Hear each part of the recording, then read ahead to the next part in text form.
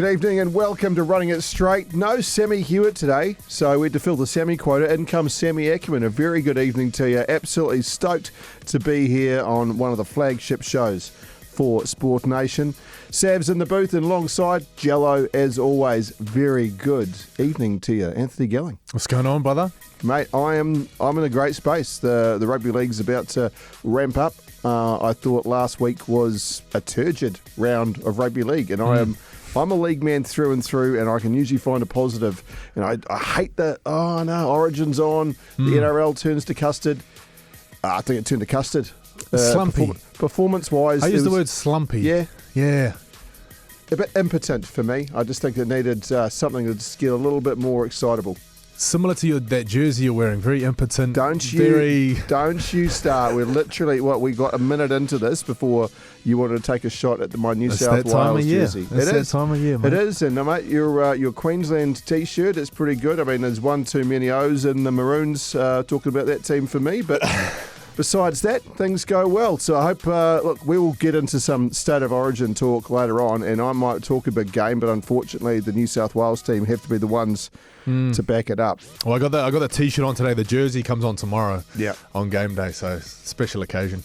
Fair enough. No, listen, I just take I'm wearing the jersey while I can because I get the funny feeling I'll be taking a little holiday from it from Wednesday evening onwards. Of course, it is ramping up in the NRL as well. Round 19, and the teams are out. The Warriors return from their bye to take on the West Tigers over at Campbelltown, and the Warriors team is as follows. At fullback, Tain Tolpiki has retained that spot. Chance Nickel-Klukstad stays on one wing. On the other, Alofiana Pereira returns from that injury of his.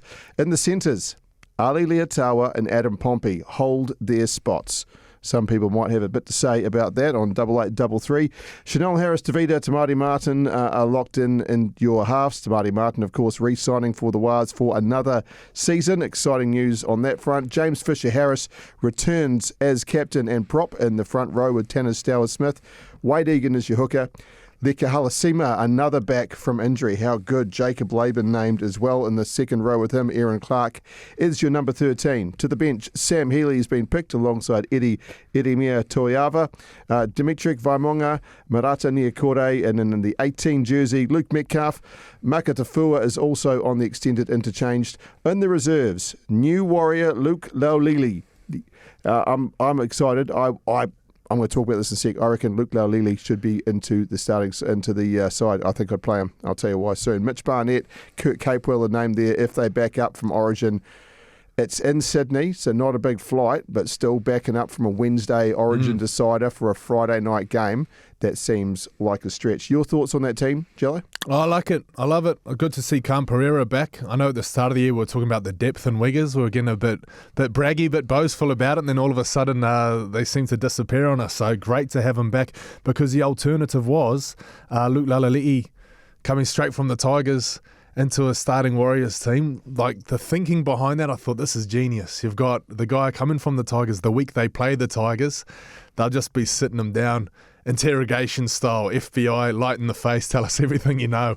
Of course, the flip side of that is he might be wearing a microphone, going back to Benji, the double agent, feeding the intel back to the Tigers. So it's an interesting one. You don't often see players jump across mid-season, and certainly not the week they play the opposition. It would be one of the greatest plays in history if they chose to let somebody go from the contract early to try pick up 2 points in a round 19 Campbelltown game from Benji. That is a depth of thinking that goes beyond most. There's a movie script in that one. Now, the big ins, you just mentioned having Loffy back. That is a big one. But also in the starting pack, Leka Halasima, James Fisher-Harris back. I want to talk about Leka coming back. We know what James Fisher-Harris brings consistently. Leka's been out for a while, probably his longest spell since he's been a regular first grader. Your thoughts on him coming straight back into that starting side and what he brings versus what's been missing? It's not ideal. I think ideally you'd have Capewell starting, you'd have Lecker on the bench. Jacob Laban's been phenomenal these last few weeks. He proved himself an 80-minute man against the Dolphins, a real standout player. And that's in that situation, in that scenario, he stepped up when he had to. When you have Capewell there, when you have Laban there, Lecker goes back to being the X-Factor guy that he was at the start of the year, the Lex Factor. That's him. That's him. And that 14 shirt, he can come on and bring that spark. So I can see why this week you have got the option of putting Marata there also, perhaps starting. Perhaps they're leaving a slight chance of Capewell being able to come back, but we have missed them. Like a lot of people, you talk about Mitch Barnett missing for Origin, you talked about Fisher Harris missing with the calf injury. We forgot that Lecker was even on that list of missing players, because when he's there, he brings that little spark that we need, I think. Now, the Tigers have lost Api Karasau for this game, and they're also welcoming back Jerome Luai, though, so there's a little bit of balance in that.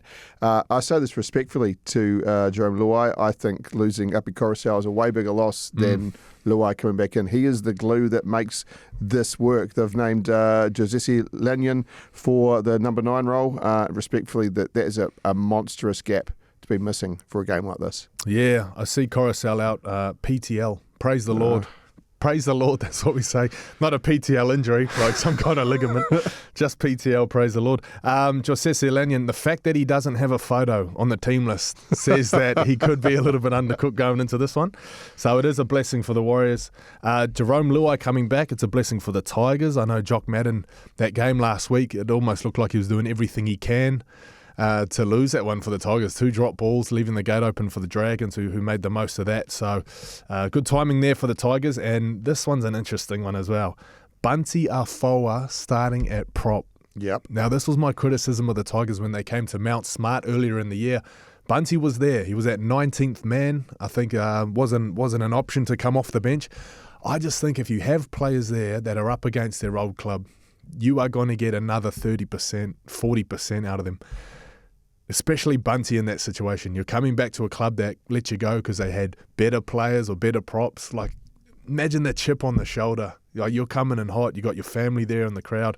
I think Bunty's going to be rearing to go for this one. It's the same reason I picked Luke Nolili. Yeah. Get him in there. He's got first grade experience. They're coming with a vengeance. Look, obviously, if Lofi Kamper is fit, he plays, right? Yeah. I was working on the impression that maybe he might need a little bit more time, or those kind of leg injuries, those kind of muscle tissue injuries can be hard to bounce back from straight away. And I just saw it as an opportunity to come in there. He would have fielded every single kick that Dewey and Luai have in their arsenal. Yeah. He would have practiced against them 1,000 times. His confidence levels, I imagine, would be high coming into a new team.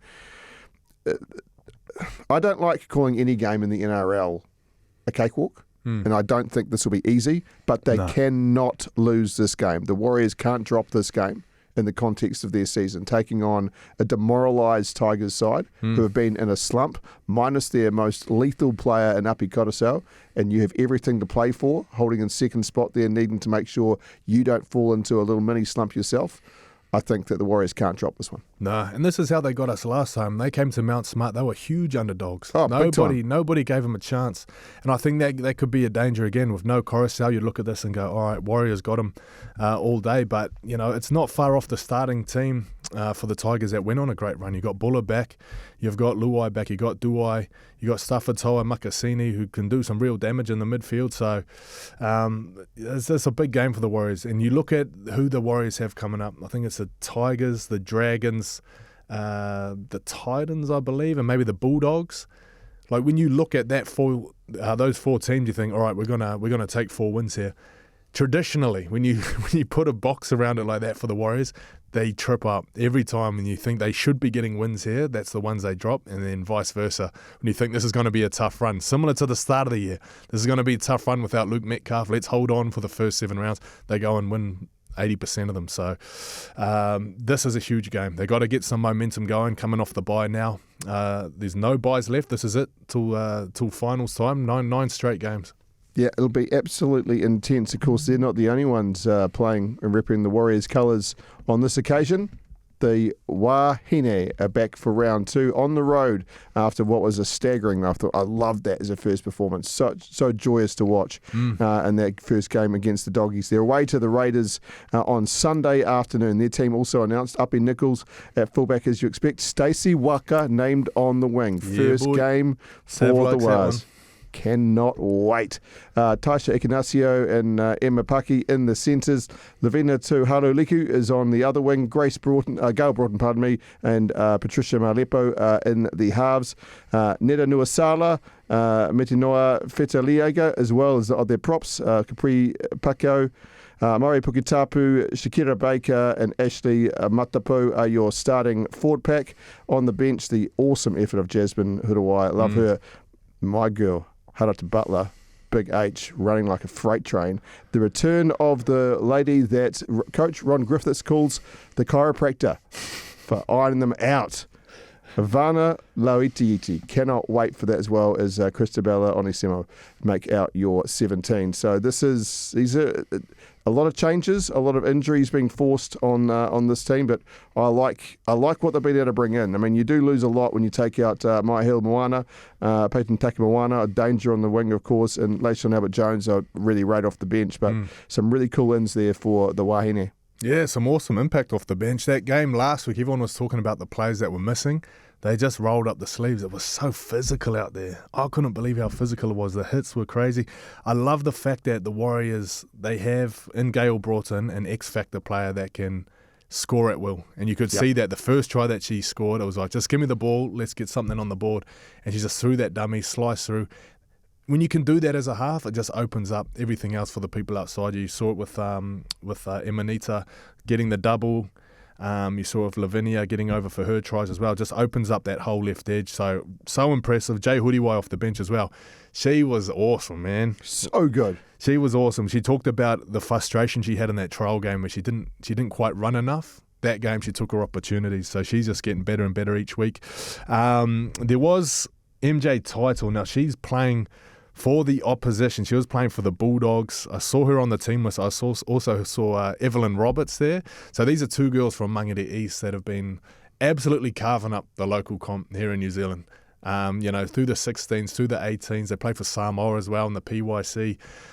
Just absolute dynamos. And they're at the kind of tournaments where you go there and there's someone from every NRL club with the clipboard just taking names and chatting to the parents and all that, and you just knew that these two were going to get snapped up. There was a big chunk of that Mangere East team that went to the Bulldogs, and that was 2023. I think some of them went, 24, some went, and now in 26 we've seen them playing first grade already. So I'm really happy for these girls. I think it's awesome. I had a chat with her. She did have training quite early today, so I caught up with her just before we sat down to do Running It Straight, and we'll play that out now. Yeah, so this is MJ Taito, fresh from her Bulldogs debut. Well, our guest today joins us. The last time I saw her playing, she was at Marcelin College, seemed like just a few short moments ago.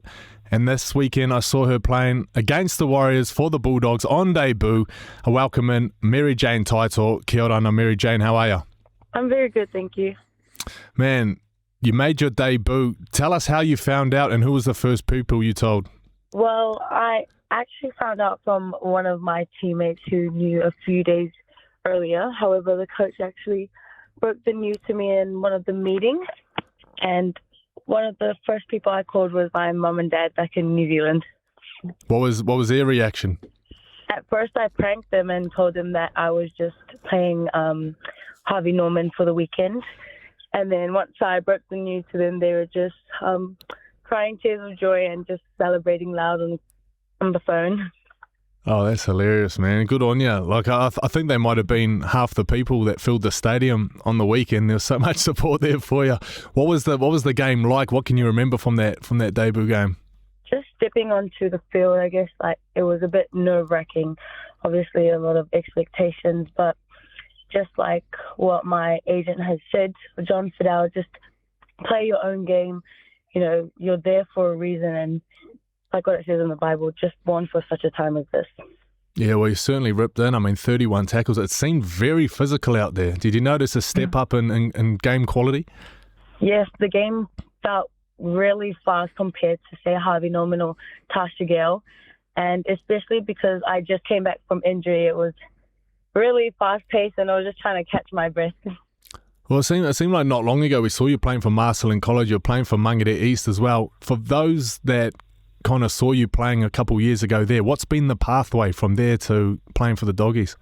Well, what first started as just club footy, turned into a lot of Auckland Rugby League reps.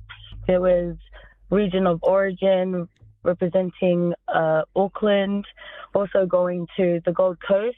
And I think from there was also counties, Manukau, and the schools versus club comps, which kept happening over the years. And I guess that just slowly led up to this opportunity and playing for the Lisa Fiola Bulldogs 2024. Yeah, I saw that game actually. It was loaded with Kiwis. Now, that game, I saw you beat the Tigers in the final.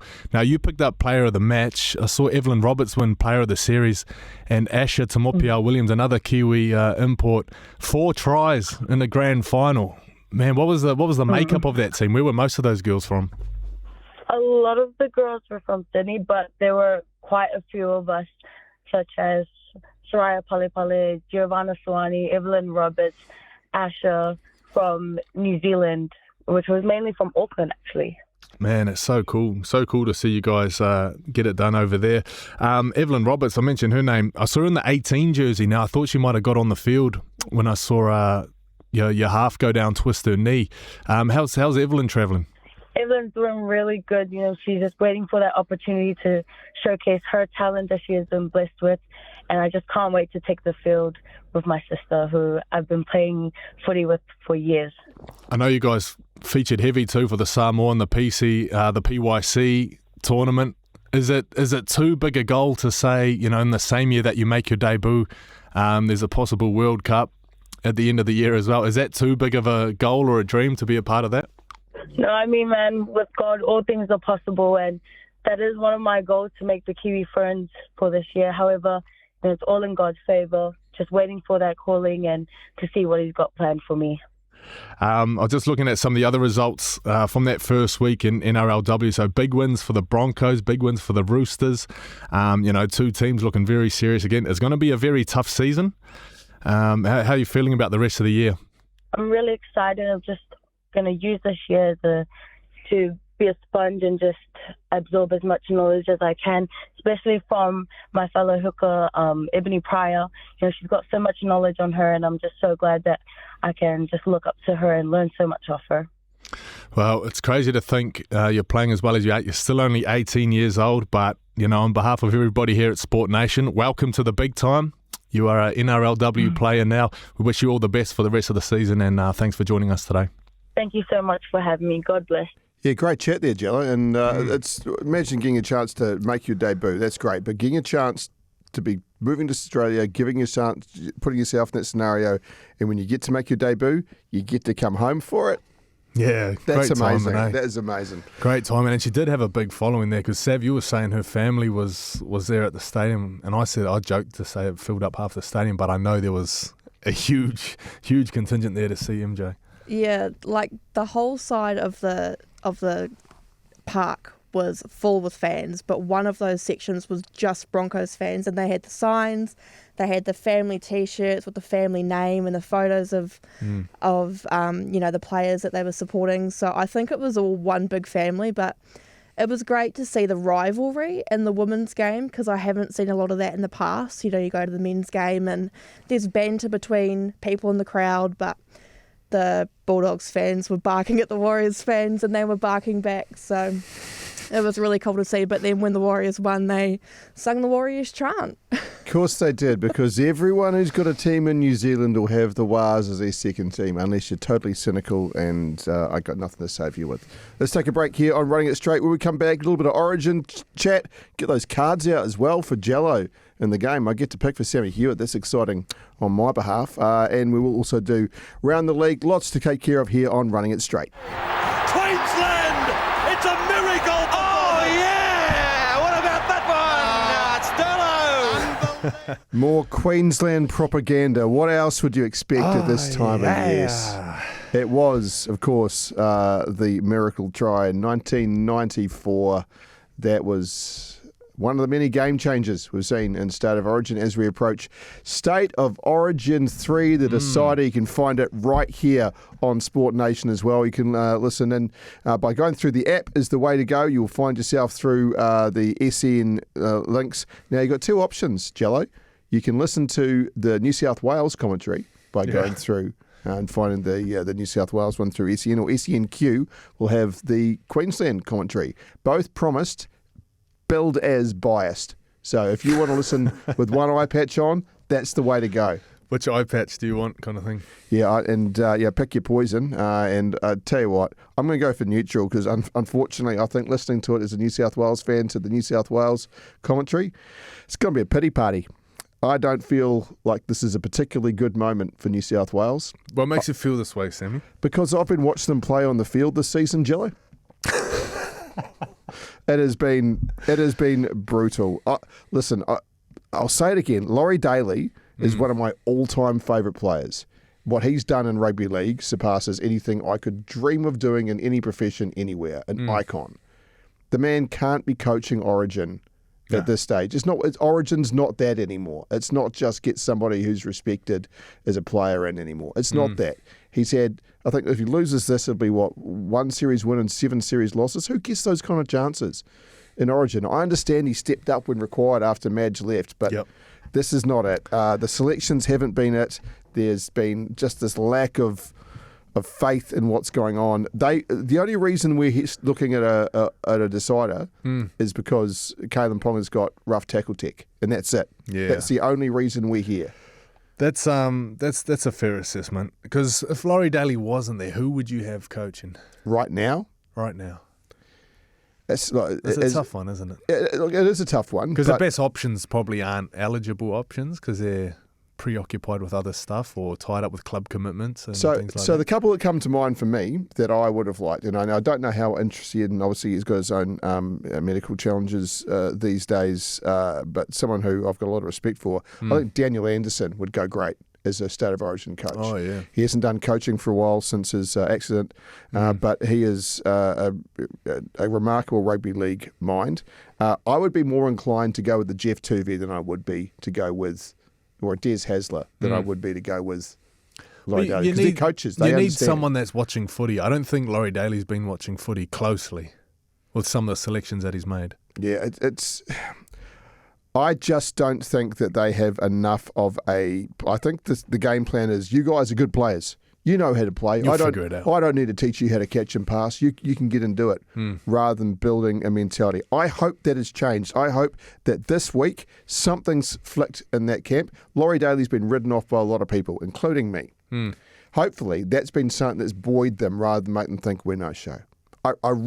Nothing would make me happier than New South Wales going out onto Suncorp and telling the Queensland crowd exactly where to exit and point to the scoreboard at the end of the game.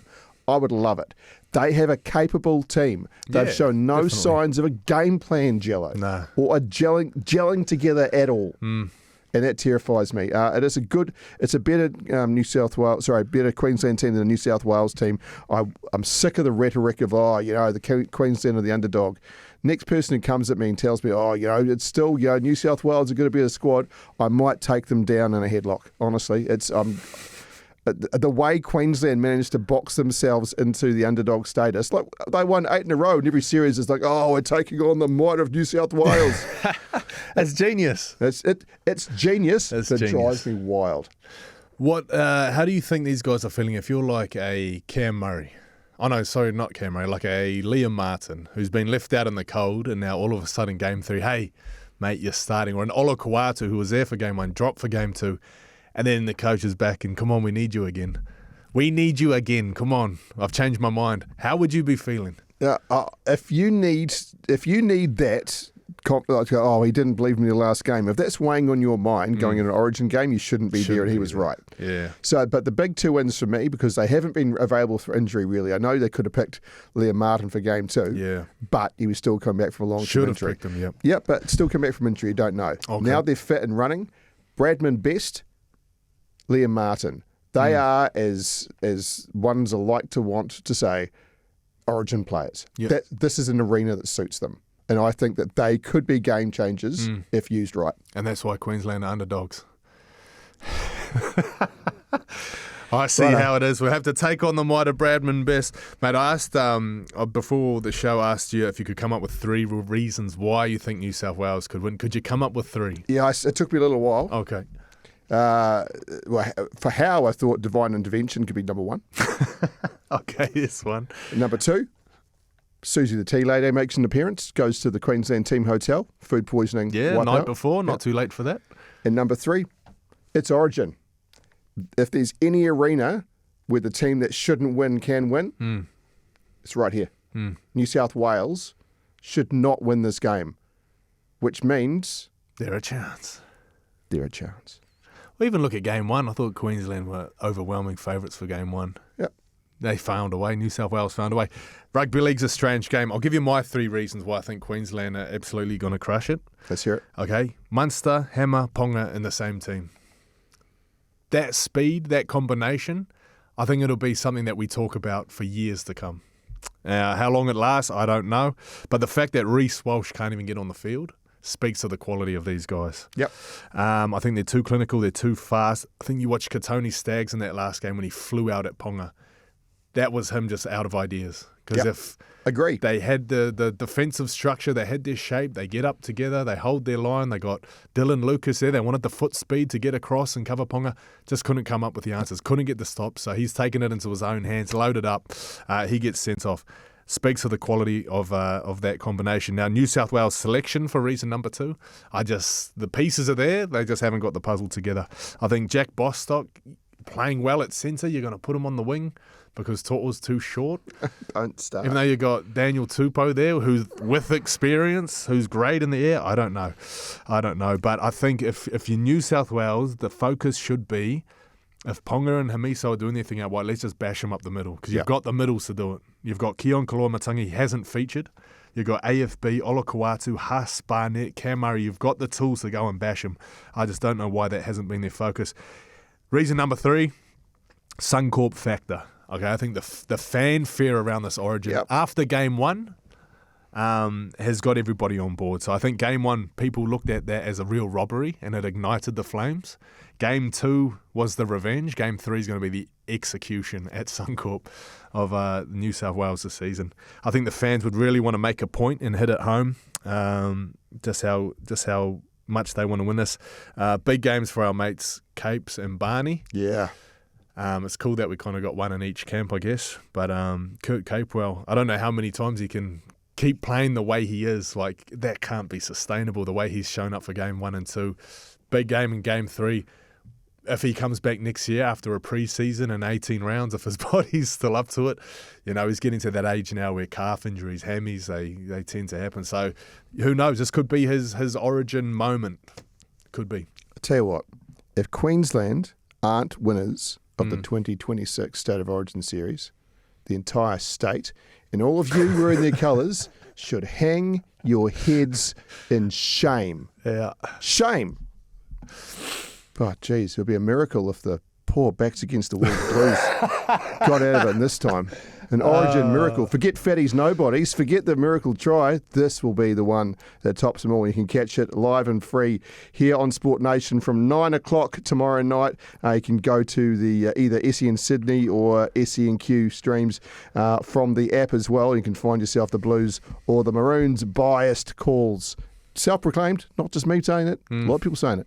So it goes, biased calls. That's how the games go too, but one way. We're going to take a break here on Running It Straight while I catch my breath and preemptively wipe away the tears. Coming back with some fun and games.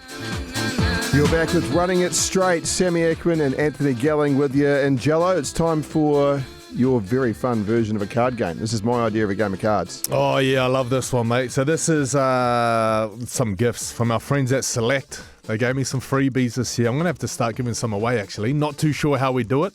But for now, the game that we play is Pack Wars. Yep. So you choose, I've been listening. I'll let you choose a pack. You're going to go left. You're going to go right. I'll go left. Left. My left. Your left. Well, technically it should be the same, shouldn't it? Left. Right.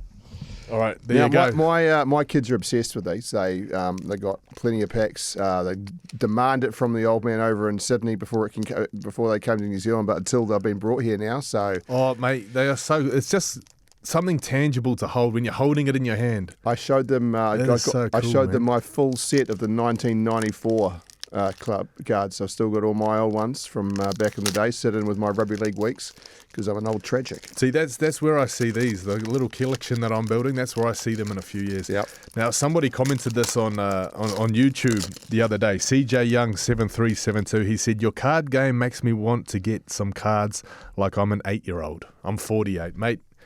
100%. This is how I feel. And look at this. All right. Now, the way we play, I haven't seen your cards. You haven't seen mine. We opened the show with a bit of NRLW this week. Yep. So we're going to say the best Wahine. Okay. Now, the ratios don't guarantee that you'll have a female card. That's it. So if you don't have one, and I do, I win. Otherwise, we go head-to-head. Best Wahine wins. All right. Let's wins do it. all the cards. And you need to choose a card from your pack to go into the Sammy Hewat's. Yeah, I'll need a reminder which Sammy's team's at. So I baby. don't know he's picked in all the spots off the top of my head. Right. Oh, I should have said best Ford wins because I've got an absolute Ford pack of doom. I've not got any girl. Oh, yes, I do. I have Nita Maynard Perrin from the St. George Dragons. Well, I got one young lady on my team, and that's Casey Tohihiko from the Parramatta Eels. Okay, how do we decide who wins this? I don't know. Okay, we'll say the earliest debut wins. I got round 4, 2022. I got round 1, 2018. Experience. Funny how Experience how the pays rules on the fly when the guy sees it's got 2018 on the back. Oh, thank you, Nita. You've secured me another pack for another week. But my cards, by the way, look at this. I've got a Mitch Moses. Oh, one of the translucent babies. Oh, not one of the... No, she's shiny. No, it's a shiny one. I've also got a Golden Nelson. So this Mitch Moses, these ones, the cards, they differ in rarity. Yep, they so do. this one's a very rare Mitch Moses. Thank you very much. I've got a Payne Haas, a Kikau, a Yao, Herbie Farnworth. Oh, you destroy... He might be going into my pack this week. You destroy my card pack. This is Ruben not a fair Garrick, fight. Nico Hines rounds it out. That's a Queensland on paper versus the battlers from New South Wales over here. But thinking, though, of Queensland, Tommy Dearden, I've got. Nice. Hell of a player. Got Kyle Flanagan. Did you know they printed a card of Cole Flanagan? No, I didn't. They printed a card of Cole Flanagan. I've got a Triumph with the TRY, Triumph of that's a good one. Kawatu. Oh, that's rare. Don't mind that. It's a goodie. And I've got another beautiful shiny bad boy for Clint Gutherson.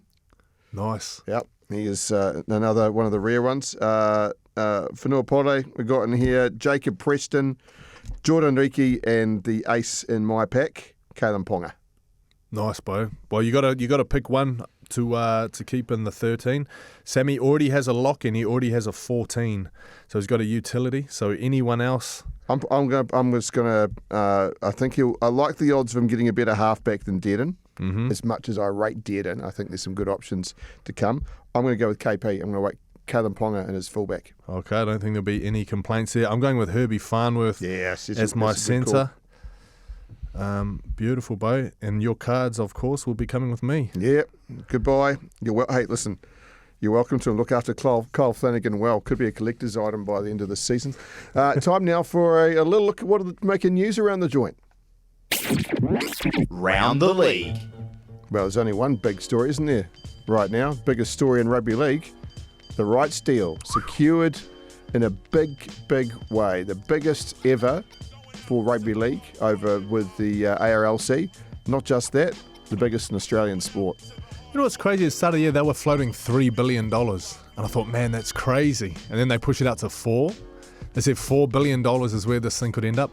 What are we landed on? $5.3 billion. But do you know how much money that is? It's $5.3 billion.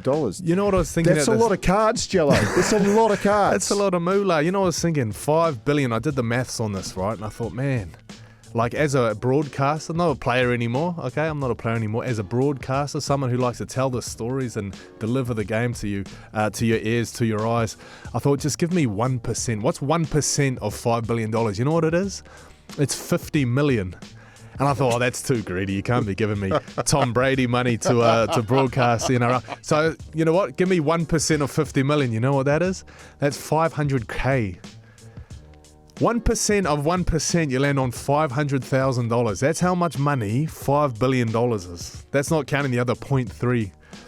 So 6.46 billion in New Zealand dollars. Crazy. Peter V'landys insisted it was going to be the highest rights deal in history, He's and delivered. there's no way he would have backed down. He would have stayed fighting for the next 9 months, waiting for someone to go 1 cent above the previous rate. And we should point out as well, Sky had locked in the coverage of the NRL on their service through to the year 2034, I think it is. It's huge. It's a big deal. It's massive. And I've seen a lot of people talking too. I saw Den and Kemp talking about what this deal includes, and some of the details are around the content creators, how they are able to use the footage and things like that. So it's looking like it's going to be free reign for content creators to... It was intriguing that they reined that in. Yeah. While they were getting this deal done, to make sure that they had all the options available. Yeah. And because he's a smart man. Well, you can't be giving it away for free, can you? No, you can't. But by the same token, what's one of the greatest sporting leagues in the world, the NBA? They say go for it. More people talking about it, more people showing it, the better. That's not going to stop people going to the official sources for it too. Yeah. If anything, it's going to make them go, whoa, I need to see more of that. Did you see that? I'm going to go look what else they've got over at NBA or what the Lakers have on their site. That's it, man. And it's the reactions to stuff. So, you play the footage. People have seen it already. Most times, if you're watching games live, you've seen what they're showing already. It's the reactions and it's all the talk back that comes off it. Now, if I was to take the highlights and put it behind my own paywall, Different story. to have it sponsored by XYZ, different story, of course. Yeah, but it's awesome, man. It's so exciting to be a part of, rugby league at the moment, especially here in New Zealand, with Sky being part of that deal. Can't wait to see what the plans are. Yeah, it's great news for rugby league. We'll be back on the other side of the break. Got to make our tips here on Running It Straight. Right, I'm in for Sammy Hewat, so Sammy Ackerman gets to make tips on Sammy Hewat's behalf. Unlucky use to Sammy Hewat on that front. So let's go starting off with the Friday night big one we're looking forward to. Got commentary here on Sport Nation from 10 o'clock, myself and Stephen McIver. Waz versus Tigers. Who you got? I got Waz, the fish back. Yep, give me Waz too. Dolphins versus Sharkies. They're naming their players from Origin, particularly in the wider reserves, but we'll see who backs up. Your thoughts on the fish battle, Dolphins Sharks? I like the Sharkies for this one. I'm going to go Dolphins. I think that they've got a toughness that's underrated, and at home they should be good. The Dogs versus Raiders. It could go anyway. Oh, that's the final of the Hugh Cares Cup, that one. Give me the Raiders. I'm going to take the Dogs. I think they've got a little bit more steel about them than previously, but God, who knows. Roosters versus Eels. This game is a Saturday night game. Chookies in this one. Yep, I'll take the Chooks too. Something about the Eels just puts me off no matter what right now. Rabbits versus Knights, intriguing. Yeah, this will be a tight one, I reckon. Knights are not a one-man team anymore. Dylan Brown, they've got so much there. I'll take the Knights. I'll go for the Bunnies because it's not my tips. It's Sammy Hewat's. Very tough game to pick though. And Seagulls versus Cowboys, Sunday Arvo. Yeah, it's a wild one. I'm going to go Cowboys. I think Seagulls have fallen off a little bit. The bubble seems to burst a bit. I think Cowboys is the way to go on that front. And Storm versus Titans. Give me the Titans. Jaden Campbell around Origin time, he seems to be playing his best footy. I do like it, but I'm going to go with the Storm on that one. I think that they're still finding their way back and they need that one for the finals. Right, so Jello, time for a quick game here before we go. Got time, Sev? Yeah, we do. Let's rip hard and fast. Dallin Watene-Zelezniak has extended his time at the Warriors. Great news. We're going to go find the best Warriors wing. You've got to make a pick. I'm going to give you name after name until we see who's left standing. So DWZ, 85 tries in 100 games, or Lofi Khan Pereira? DWZ. DWZ or Aidan Kirk, 8 tries in 20 games? No, Aidan Kirk. Was he 60 kgs? Give me DWZ. Ringing wet. DWZ or Lee Odenryan? Oh, the speedster. Pure athleticism. Oh, give me Lee Odenryan. Lee Odenryan over DWZ. Let's go. Lee Odenryan or Sean Hoppy? Oh, man, the intercept king. Give me Sean Hoppy. Sean Hoppy or Nani Lamapi? Give me Sean Hoppy. Sean Hoppy or Patrick Arvan? Oh, Ratrick. Good mate of mine, Paddy Arvan. You know he's still playing. That doesn't surprise me. He's still playing. People will shoot me if I don't take Sean Hoppy on this one. Yeah, I might him too. I love Paddy too. But Sean Hoppy or Kevin Locke? Ooh, he's more of a fullback. He did do us some good stuff in the 20s on the wing though. But I'm going to go Sean Hoppy. Sean Hoppy or John Kerwin? Oh, JK. Just as a league player or overall it's just careers? purely only Warriors career only. Oh, okay, give me Sean Hoppy. Sean Hoppy or David Fusitu'a? Oh, the Air Force. Give me Fusitu'a. Dally M winger. Fusitu'a or Henry Fa'afili? Oh, man, you're killing me now. One's a real icon. I'm going to stick with Fus. Fusitu'a or Manu Vatuvei? Oh, man. The king. 10 tries, 10 years consecutive. Give me Manu. Manu Vatuvei or Francis Melly? I'm sticking with Manu. Manu is the correct answer. Anything else, I'd have frog marched you out of here. Thanks for joining us here on Running It Straight. I'll be back next week as well. You can catch much more rugby league on The Breakfast Show as well. We're yarning about all things Origin tomorrow as well. On behalf of me, Sav and Jello, thanks for listening.